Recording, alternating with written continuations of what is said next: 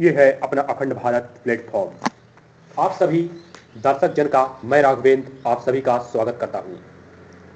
आज का विषय बौद्ध धर्म के ऊपर आधारित है, तो जानिए बौद्ध धर्म के बारे में। बौद्ध धर्म बौद्ध धर्म के संस्थापक महात्मा बुद्ध थे। कौन थे? महात्मा बुद्ध थे। बौद्ध धर्म के संस्थापक महात्मा बुद्ध थे। वे वर्धमान महावीर के समकालीन माने जाते हैं। मौर्य शासक सम्राट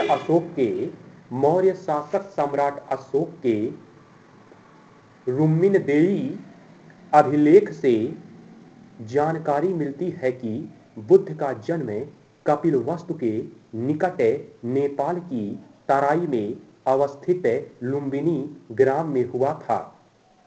उनका जन्म 563 है ईसा पूर्व में शाक्य नामक क्षत्रिय कुल में हुआ था। उनके बचपन का नाम सिद्धार्थ था। महात्मा बुद्ध के बचपन का नाम क्या रहा? सिद्धार्थ था। उनके पिता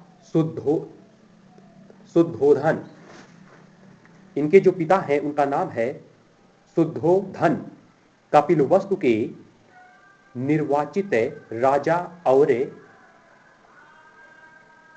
गणतांत्रिक शाक्यों के प्रधान थे इनके पिता। उनकी पत्नी, तो यहाँ पे हम बात करते हैं इनके माता के बारे में पहले। तो यहाँ पे इनकी माता महामाया कौशल राजवंश की कन्या थी। माता की मृत्यु के पश्चात उनका पालन पोषण उनकी मौसी प्रजापति गौतमी ने किया था। इसलिए वे गौतम के नाम से भी जाने जाते हैं। महात्मा बुद्ध है, इसीलिए गौतम के नाम से भी जाने जाते हैं। बचपन से ही उनका ध्यान आध्यात्मिक चिंतन की ओर था। 16 वर्ष की आयु में उनका विवाह राजकुमारी यशोधरा से हो गया। परंतु संसार में व्याप्त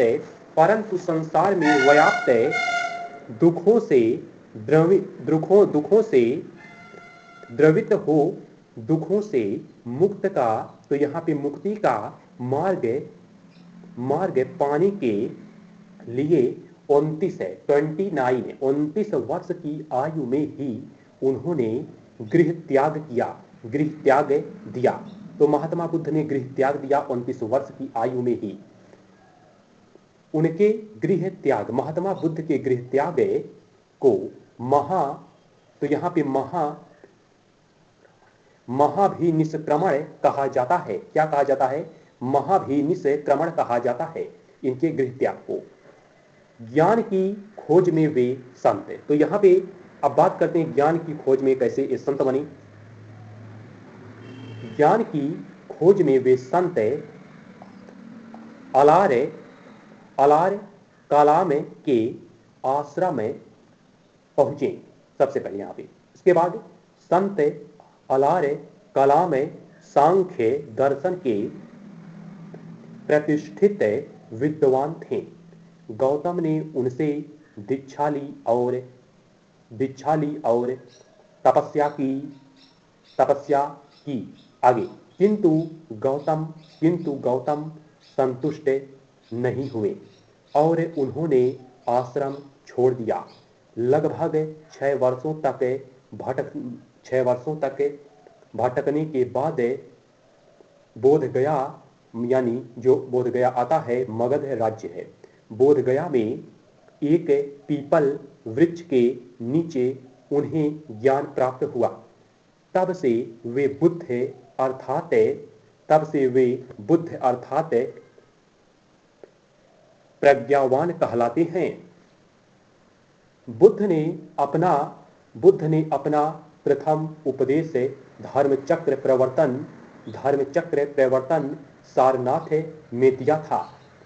भारतीय कला में बुद्ध के जीवन के प्रथम उपदेश का चित्रण मृग मृग मृग सहित चक्र द्वारा हुआ है। क्यों? तो यहाँ पे उन्होंने अपने जीवन काल में सर्वाधिक उपदेश कौशल राज्य की राजधानी श्रावस्ती में दिए। महात्मा बुद्ध ने ज्यादातर उपदेश यहीं पर दिए।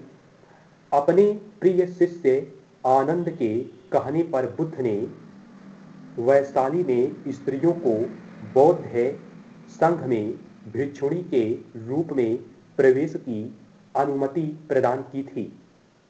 बौद्ध संघ में सर्वप्रथम शामिल होने वाली स्त्री महाप्रजापति यानी गौतमी थी। महाप्रजापति गौतमी थी। 80 वर्ष की आयु में 483 ईसा पूर्व मल्ल गणराज्य की राजधानी कुशीनगर में बुद्ध ने शरीर त्यागा। तो 80 वर्ष के आयु में इन्होंने अपना शरीर को त्यागा। महात्मा बुद्ध ने 80 वर्ष की आयु में 483 ईसा पूर्व मल्ल गणराज्य की राजधानी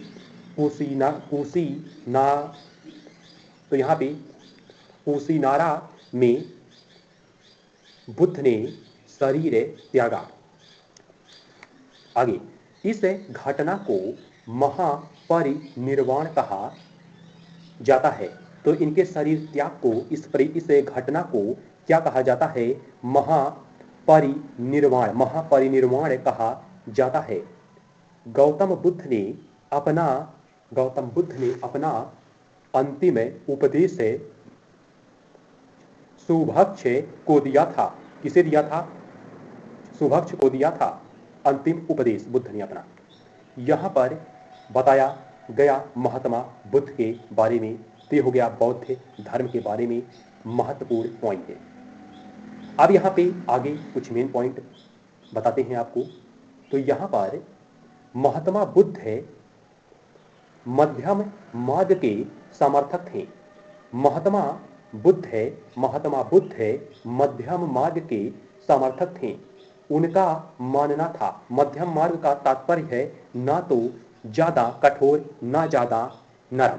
तो यहाँ पे ना ज्यादा आसान ना ज्यादा कठिनाई, मध्यम मार्ग बीच का। तो महात्मा बुद्ध मध्य मार्ग यहाँ पे मध्यम मार्ग के समर्थक थे।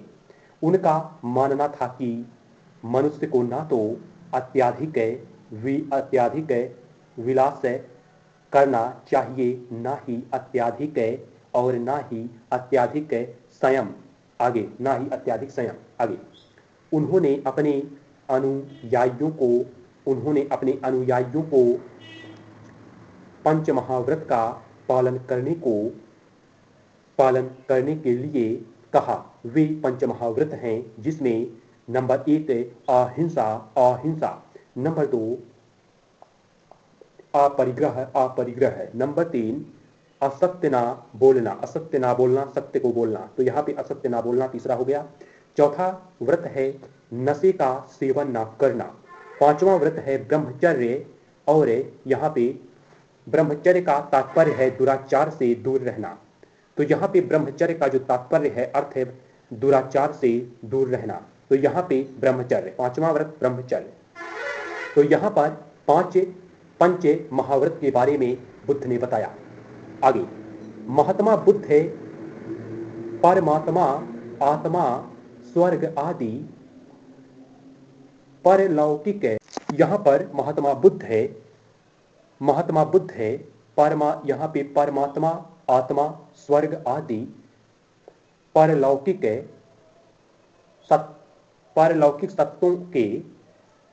सत्ताओं को संबंध में किए गए प्रश्नों पर मौन हो जाते थे।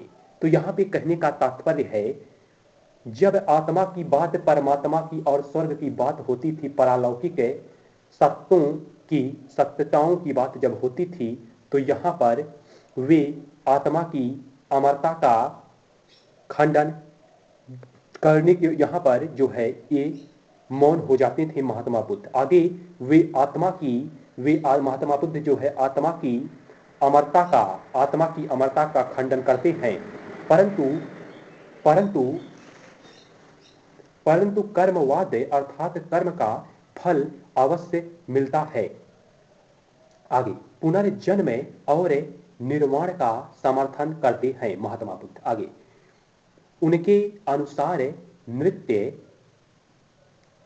शाश्वत अमर आत्मा का अस्तित्व नहीं है। आत्मा क्षणिक चेतनाओं का प्रवाह मात्र है।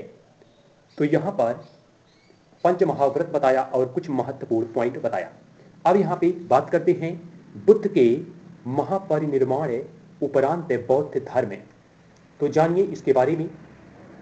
महात्मा बुद्ध के उपदेशों का संकलन उनकी मृत्यु के उपरांत त्रिपिटक के रूप में किया गया।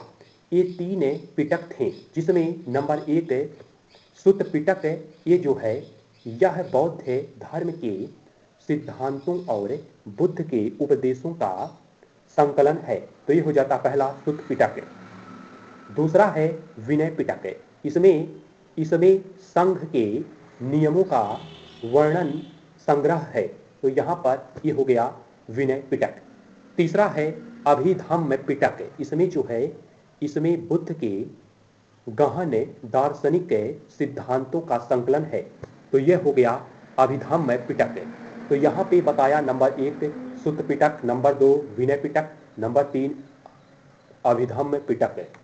तो यहाँ पर बुद्ध के महापरिनिर्वाण उपरांत बौद्ध धर्म 3 पिटक के बारे में यहाँ पे बताया गया। यहाँ पर बताया गया महात्मा बुद्ध के बारे में, इनका व्यक्तित्व, यहाँ पे महापरिनिर्वाण क्या है इसके बारे में बताया गया, महाभिनिष्क्रमण क्या है इसके बारे में बताया गया, महापरिनिर्वाण के बारे में बताया गया। यहाँ पर महात्मा बुद्ध के बारे में और बौद्ध धर्म के बारे में महत्वपूर्ण जानकारी उपलब्ध कराई गई है। मिलते हैं अगले वीडियो में, तब तक के लिए मुझे राघवेंद्र यादव सत्य स्वतंत्र नागरिक को इजाजत दीजिए। जय हिंद, जय भारत।